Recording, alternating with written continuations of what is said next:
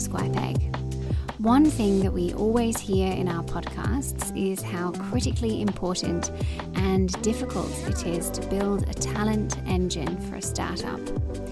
In fact, in a recent research project, which we completed to holistically consider the most consistent and critical challenges that our founders experience when building a high-growth company, building a talent engine ranked as the most challenging for all founders across every stage, geographic region, industry, or application of technology.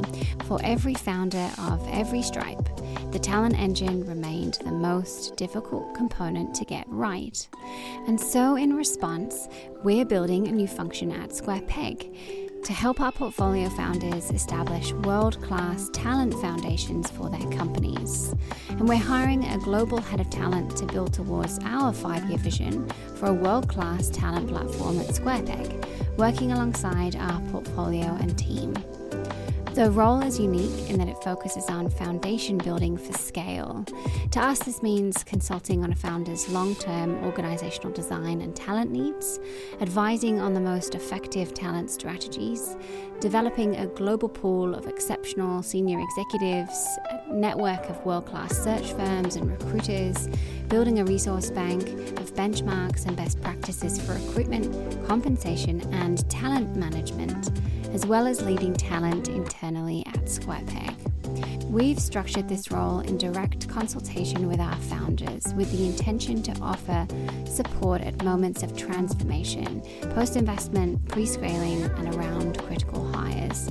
It's a rare role and gives someone the opportunity to work alongside our founders, who I think are some of the most inspirational, purposeful people in the world.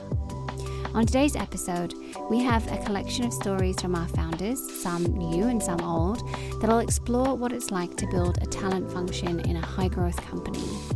For the most part, this is a wide-ranging selection of stories and commentary about a few key components of team building that we thought complemented and contradicted each other in a sufficient enough dose that it may inspire you to think differently about this very critical topic.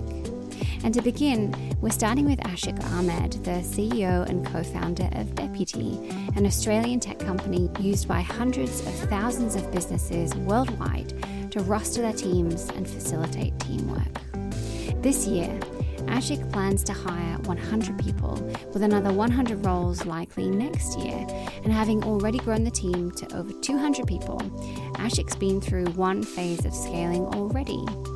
And in his experience, scaling successfully is akin to growing a human body. That is putting it mildly. So scaling isn't just about the bones, it's about the muscle, the connective tissue, the nerves. And when a company scales without building out thoughtfully, it can slow progress down. But there are other components to be aware of. I almost relate this to when I had children and babies growing up, okay? A lot of growing pain, okay, kids go through, and it's very similar to an organization. The company is almost like a human body itself. Like if you're gonna double the size of the company, like if you were to double your own body height today, and think about this, you just doubled your height and doubled your weight, but you didn't strengthen your spine or your vertebrae, okay, or your knee, the body is gonna collapse, doesn't it? And that is the exact same thing happens with scaling companies, okay? If you don't have strong system, process, and leadership, especially on supporting joints, you can literally cause the body to collapse in there. So the mistake many organizations make, and we have made it ourselves to some degree, is that when you hire really, really fast and you don't have the necessary processes and systems in place in terms of how you hire, how you onboard, how you provide, performance framework, grow your managers. There's a whole lot of different things to get done correctly. And if you don't do that, then things, lack of a better word, and I'm really trying to think of a socially acceptable word over here, shit can hit a fan. Do not hire on just because of raw talent. Hire because people are able to live your values. It is super important, okay? I have seen very talented people getting hired, but they're not able to leave the values of the organization.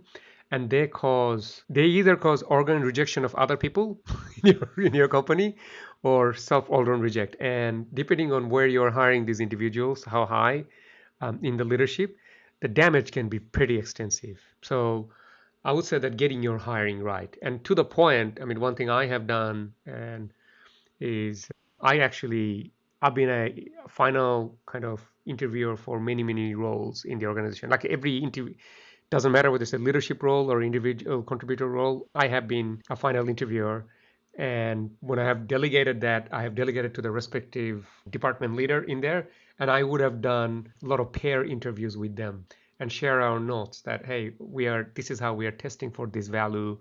These are the things that are important to us. Like doesn't matter where they have worked, what their resume looks like, what other great talent they have. No, it's very important that you ensure that you're hiring people that are able to live your values and will grow and add to your culture. And look, it's super important. I mean, companies are people-powered machines. You got to get the people right. You don't get the people right, doesn't matter what else have you got right. The importance of culture and value rings true for practically all the founders we've spoken to in the Square Peg podcasts, including Vaughan Ferguson, who founded Vend, a breakthrough point-of-sale system which was sold for hundreds of millions in March 2021. Culture is so hard to astroturf into a startup or into a business later. Like it needs to start with the founders, and it needs to be authentic. It just needs to be being reflective of your values as a human, because that's something that's always been important to us at Vend. Is like we want people to be themselves, and we want them to connect to our values. Like if they have an allergic reaction to one of our core values, then it's not going to work out. And so we wanted to make sure that people could see our values loud and clear from the outside before they even joined the company. And it worked as a great recruitment strategy as well, because people would hear about the quirky culture at Vend and the parties that we would have, and it'd be interesting to them. Rob Philpott and Lee Jasper, the founders of Aconex, an ASX-listed public company that revolutionized the way the construction industry collaborated through technology. The company was so successful that it was sold for $1.6 billion, and Rob and Lee are now investors themselves. The guys told us at SquarePeg that not only is culture important, but it starts with good leadership and living and breathing your own values. Because I think culture's one of those funny things. You can't go off and have an offsite and say, what do we want it to be, and write it down on a bit of paper. That doesn't work, right? It comes from the collective personalities of everyone in the organisation. But you can easily lose it by bringing the wrong people in, or having the wrong attitude, or having things that poison it. So you've got to be really careful about keeping it, because once it's gone, it's like putting lightning back in a bottle. It doesn't happen. I think you have to have your culture connected throughout your organisation in a real way. In a real way, and to your customer. And that's sort of what I mean, but specifically connecting through the business. So firstly, Rob and I had to be that culture. So if we wanted people to respect everybody, to respect other people, we had to respect them. It's just, you can't expect a team to do something different to the leaders in the business. Mika Kaufman, CEO and founder of Fiverr, also spoke about culture in his podcast, going as far as to say you need to almost obsess about it. And I think of Mika as someone who really understands team building and culture development. So this is what he had to say. A lot of entrepreneurs are asking, how did you build the unique culture that we have in Fiverr? And the first answer is you build a strong culture by caring about culture. You can't have a strong culture if culture is not important for you. If it is, you spend time thinking about, what do you guys stand for? What are the company values? What's the operating system, the principles in which you operate? It's all about talent. And this is super unique. And this is really one of those things that define us as a culture.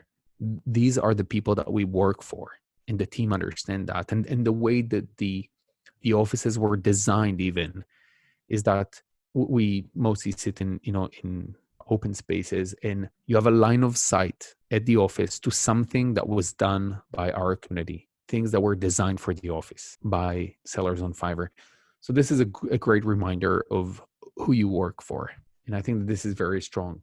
But beyond that, it's the way we operate as a business. We exercise things like radical transparency and candor. We talk about things very openly. We encourage people to speak up. We have a structure for the team, but we don't have any of this bullshit of you can talk to your boss's boss. You can and you should.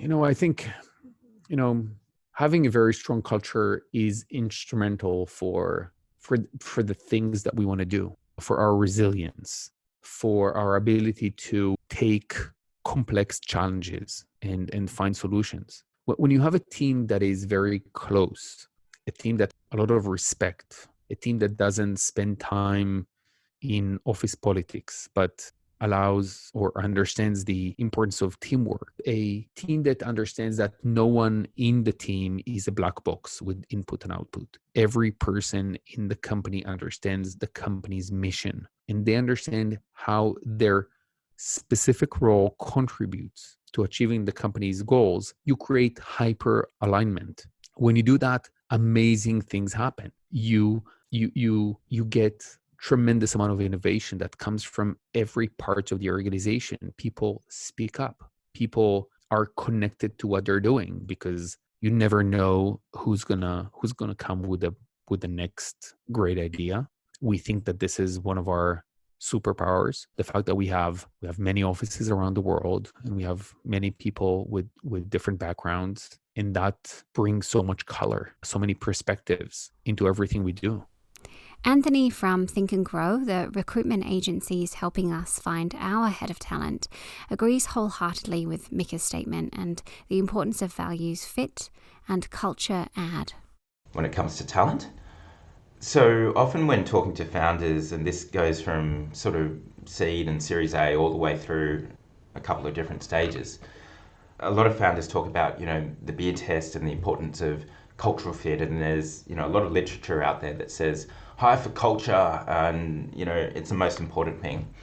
And what I find is founders really lean into that pretty hard, and they hire great people that they love hanging around, but what they haven't actually done is codified what culture actually means to them. They haven't distilled it down to a set of principles or organizational values that they can actually then run candidates through a test to measure truly how well are they actually standing up to the culture of the organization.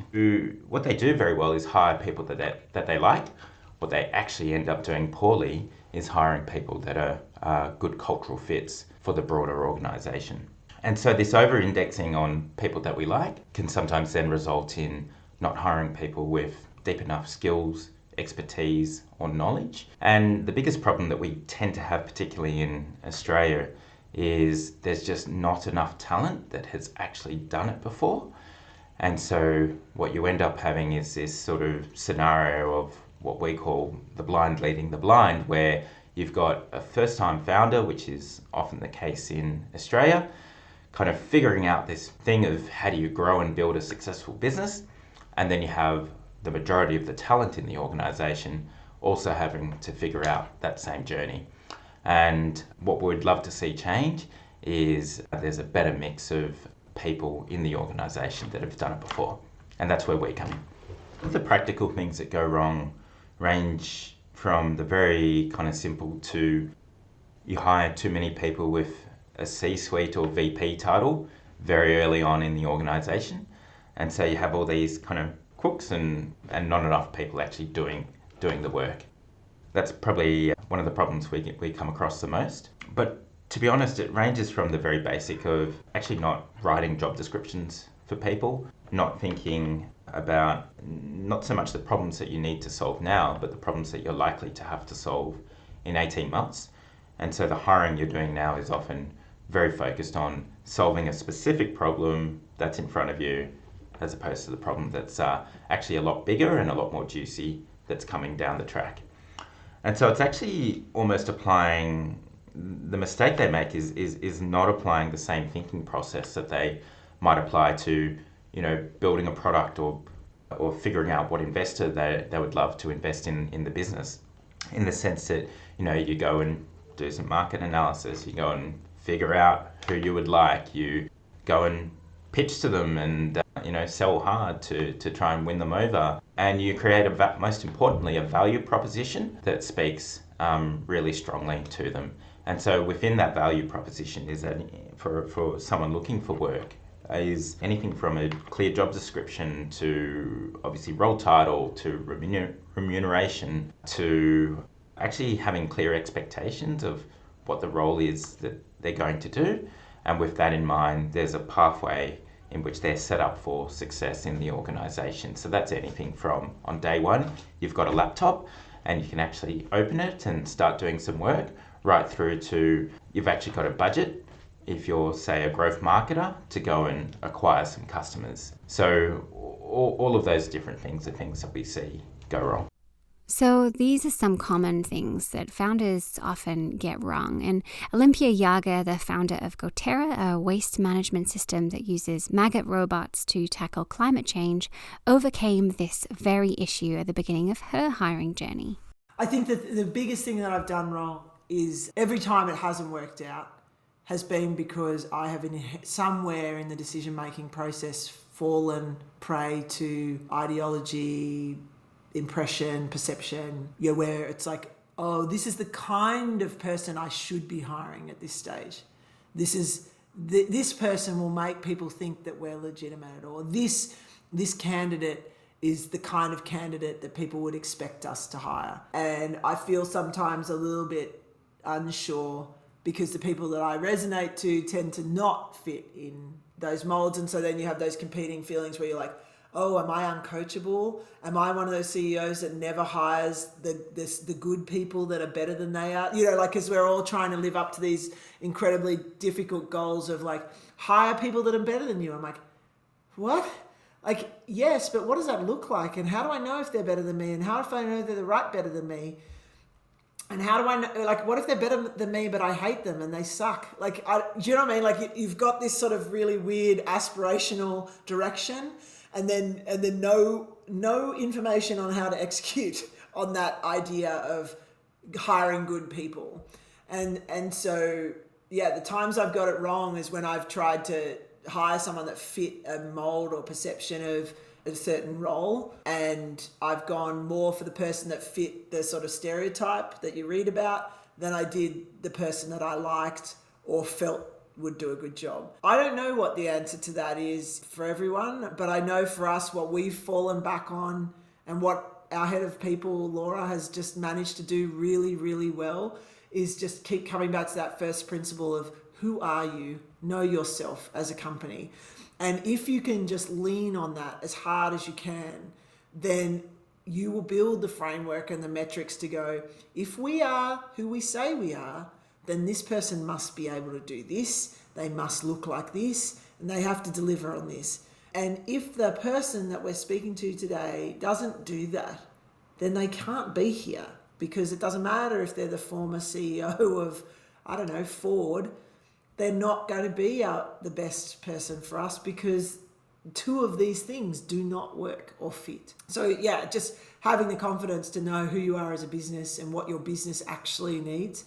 And I think it's unfortunately one of those things that just iteratively you get better at, but inherently you're going to fail at each time you have that leap forward and your business sort of grows up and you're like, that worked a year ago and now we're like bigger and shit. So I don't know. I think the biggest thing with people is you have to be compassionate to yourself and be honest with your team.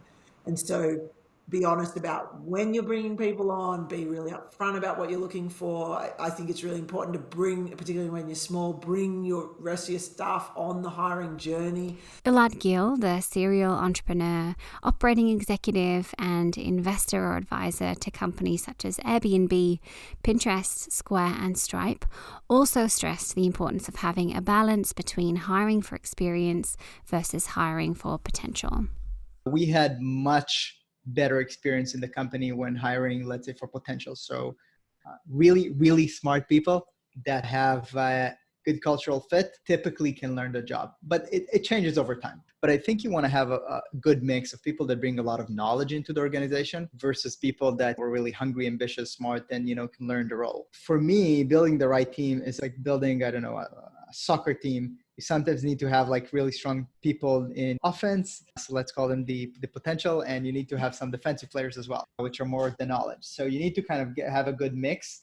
Yeah. I think it was first and foremost, it started with hiring, right? Before you do anything else, it's about hiring the right people. And at the early days as a founder, you were involved in every hire. So it was aligning with the rest of the interview team. What are the cultures and what do they need to look for? And we had some conversation around that, but I think we learned more by example. Like, does this fit the culture we want, or does that candidate fit the culture we want or need? So I think the most important thing is for me at the beginning was be really close to the interview process, because that was the critical thing. And the team is not big enough for things to go out of hand. When we grew, however, and now we're upwards of 100 people, so it's becoming more and more difficult to maintain culture. But when it comes to hiring people who are hungry for the challenge, no one understands this more clearly than Ben Pfisterer, the founder of Zeller, who's building better business banking in Australia. So there's this, all right, who's in our network? Who do we know? Who do we trust? But you had to get every hire right. There's no opportunity to just, they'll be okay, they'll learn. It's like, no, you have to get people who are hungry. You have to get people who go, this is ridiculously hard. And you're not coming to work at a high growth company like Zeller or any sort of financial services startup to say, I'm going to cruise or I'm just going to have fun in this fintech world. It's really, really hard. So if you're wired that way, and if you're like, I love challenges, I love working with smart people, I love being pushed, I love making sure that I'm growing as well, those sort of people you want. And they can come from any stages in their career. And Ben had this to say on finding those people who are up for the challenge. My thesis on this is pretty simple, that talent attracts talent. In our experience, this is true too. My colleague Ed recently wrote a brilliant long-form exploration of Southeast Asia's ecosystem, which demonstrates that, like all mature ecosystems in the world, talent and capital move in dense circles. But what happens when you begin to scale? Well, this is where Ashik from Deputy believes that all founders make one mistake. Who becomes a manager? For a tech company where, when you have 7 or 10 people, and as the company grows, somebody who was the sole engineer or somebody who is the, salesperson or customer success or whatever role you want to take, all of a sudden it's growing. Now you want to, and given their first, quite often they become the lead, okay, and then they hire. But this person had never had any management experience, nor they have had any leadership experience. And by the way, it's very important to recognize that leadership and management are two separate things. Okay, leadership and management are two separate things. We are all awed by everything about being a leader, from listening to everything Simon Sinek has to say, or other great leaders or leadership preachers have to say. But management is underrated. Management is underrated in this world, and quite often the person who becomes a manager, you probably haven't trained them or educated them on what it means to be a manager. It's not just giving orders. The responsibility they must have towards the people they're hiring, how they're setting them up for success. Quite often these things are not trained. You haven't actually grown the manager, and then you have just tried to grow the team underneath an individual contributor thinking that they will learn to manage. Startups are like building a plane while you're flying it, but accidents can happen. And the most common accident that happens in that analogy is actually some of those people who are supposed to be managers didn't want to be managers and doesn't have the humility and hunger to be manager. And this is something that we have definitely got wrong in our side. I have got it wrong personally myself. First of all, as your company grows, any system, framework, process you can think about, those things will need to grow. What will work for you when you're 50 to 100 people is not going to work for you when you are at 200 to 500 people, or at 1,000 or 2,000 or 3,000. The leadership maturity and everything that you actually will adopt will also need to adapt as your company is going through that transformation. And that includes leadership as well, people in leadership. And no, look, I mean, I'm really trying to think in here that what was working for us when we were at 10 or 20 people worked for us when it was 100. Maybe there are a few things in there, but a lot of rituals that we started doing is not working, okay? And It was almost broken. And here's the thing. This is a good way to identify what's going to break. This is laws of physics. Things don't break. Things stretch before they break. If something you have found just broken, that means you're not just watching it, okay? Or you have ignored all these stress signals. What are stretch signals? People complaining, people whinging, people is still accepting the broken way of doing things because they can't be bothered changing it and just going with it. Quite often, things that are stretched or will stretch don't come up as stretched because there's a rock star who is managing it and they just know how to manage this stretching thing. And one day that rock star goes on holiday, he or she leaves the organization or has some family emergency for which they have to be absent for work, and then you see, oh my God. So yeah, there's nothing in a growing. And by the way, I don't want to paint a really horrible picture over here. These are all common problems, okay, for any growing startup. Doesn't matter whether you are or Amazon or Atlassian or Deputy. Everyone goes through these pain and problems. Knowing about it and planning for it ahead of it will make your life better. Don't die. My advice to other fellow entrepreneurs is don't die.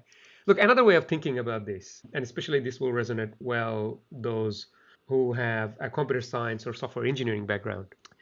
Like when you started writing your code, okay, the first line of code, okay, there's a framework or there's a database service or whatever you're using. That might have worked really well for, say, the MVP or even for your first 100 customers. But if you start scaling, you get the 1,000 customer, 10,000 customer, okay, all of a sudden it's a million level, million X load on the system, okay, than originally what you had designed. Of course, you didn't think about all the scalability things when you were putting that in. But if you keep shoving it down there, it's going to cause a lot of problem. And then you talk about doing a complete rewrite, a complete replatform. And when you're doing a replatform or a rewrite of your application, you're not adding any new feature or delivering new value for your customer. And I think everybody in the tech industry at one point had to go through, depending on your life cycle, some level of replatform in there. Libraries age, frameworks age, cloud providers bring out new solutions or new services that you want to migrate to. And when you do that, there's a cost to it. It's the very same thing when you don't get some of these systems, processes, or organizational designs right.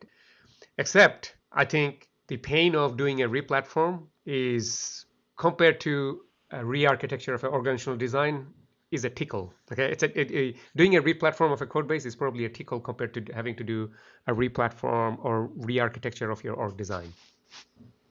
The key thing over here is prioritization. Okay, it's not about the things that you have to prioritize. Is the key word over here is prioritize. It's a really hard job to prioritize, and it's not easy. Simply because as a tech founder, if you're the CEO of the company, the way I often define my job is like usually the worst of worst problems land in my plate. It's like nobody in the food chain could solve it, so I by default end up and you're always fighting fires and you're always just addressing the fires just right in front of you, and you don't ever get time to think about what's going to happen in future. So it's really important to cancel the noise of urgency and focus on what's going to be important. And a framework to use over here, and it's very well described in Patty McCord's book. She describes that, think about this. Let's picture 5 years into the future. Where do you see the company? 5, 10, pick a number and look back from there. Imagine that world, okay, that, hey, all these great things are happening in your company. What does the company needs to be to support that vision of yours? Who do you see around the table? What are the specific departments or functions? What are they doing? How are they humming? It's really hard to paint that picture. But my message to other tech founders as well, if you can imagine your company for the success it is at the moment, you can also imagine the success it will be in 5 years' time. And if you can picture that, then draw back from there. Where are you now and where you need to be? What are the specific steps you need to take? What are the changes you need to make? Who do you have around the table? Do you see them scaling? Have you set them up for success? Have they set their team up for success? That's a very important. There's a lot of philosophical things I'm saying. I'm probably saying it a lot easier but the work to do over here is very, very hard. I've had to do that. It has taken me a lot of time to do that. You almost have to pull yourself out of the business to go and do this, but it's very important that this work gets done. And some of the best people in the business, that I have had the good fortune of working with or learning from them. In truth, it's rare for me to meet a scaled team that hasn't had some major people and culture replatforming over the years. It's partly why we're focusing the Square Peg role on helping build foundations that scale. Another key element to teams that scale well was the absence of internal politics and the evidence of adaptability and prioritization.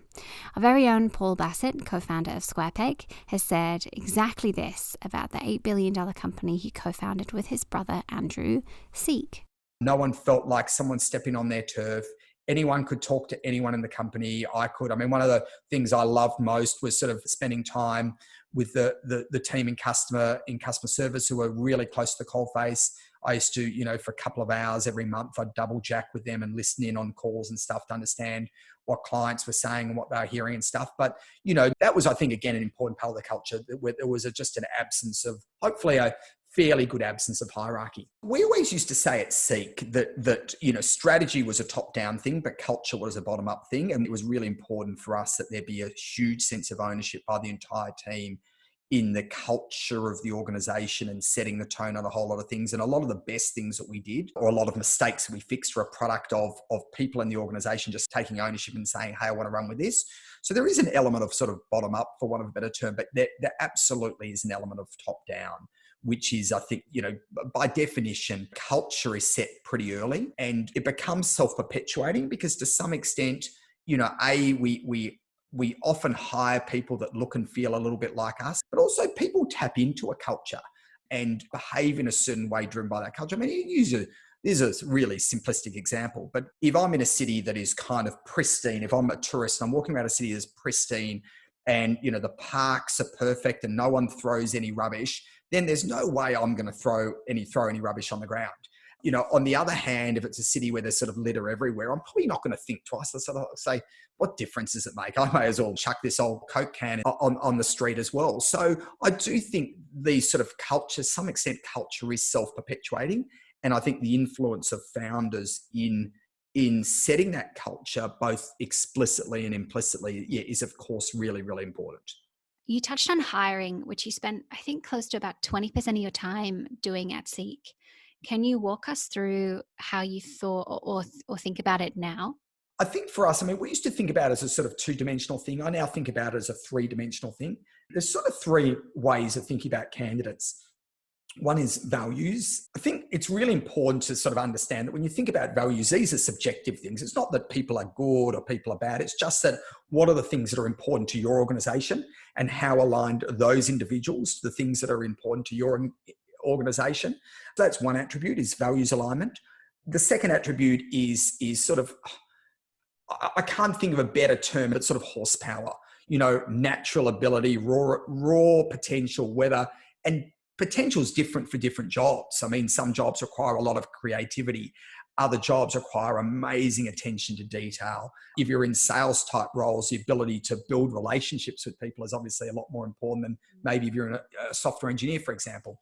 But, what we'd call potential horsepower is the second attribute.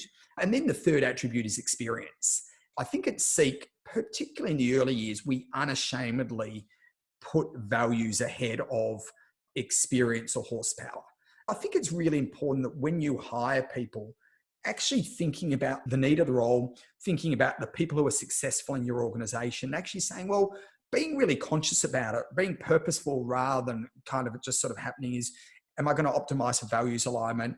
Am I going to optimize for experience? My personal view is most organizations tend to optimize for experience. And I think that's often a mistake. I think they give too much weight to experience. And in some jobs, you're hiring a pilot, experience is pretty important. If a hospital is looking for a brain surgeon, experience is pretty important. But in a lot of other roles, my personal bias has always been to optimize probably first and foremost values, and secondly, horsepower, for want of a better term. So that's how we look at it. And as you can hear, there are many different ways to scale a company, many different approaches, different ways to prioritize skills versus potential versus values fit. And I hope you took something from everyone that you just heard from. So we'll bring it back to Anthony with his global perspective of tech companies to understand if there are any important trends that founders can learn from now. So what we notice in the US is one of your first 10 hires will likely be a recruiter in the business. And we don't see that happen here until the company is about 40 or 50 people. And so investing in actually building up a function that's going to make, call it the people part of your business, your superpower, is not something we see companies here do until a lot later. When we see a talent function work incredibly well, so the way to think about an amazing talent function is to think about what they're doing is similar to any sort of marketing funnel, in that you've got to think about acquisition, and then you've also got to think about retention. And so in the case of people looking for work or potential candidates, you've got to have ways in which you're going to acquire them, and then once they join, you've got to engage them. The very best candidate talent functions are thinking about both of those things at the same time, and so the measurements they're putting in place move all the way through the funnel, where they're thinking about, well, how the activities that we're doing to try and find the right people to join our organisation then result in better retention of those people over time. And so for us, that's what the most amazing talent functions are doing, and then they have measurement through all different parts of the funnel. So someone like Canva has an amazingly well-oiled machine in how they go about recruitment. So it's probably one of the best examples in Australia.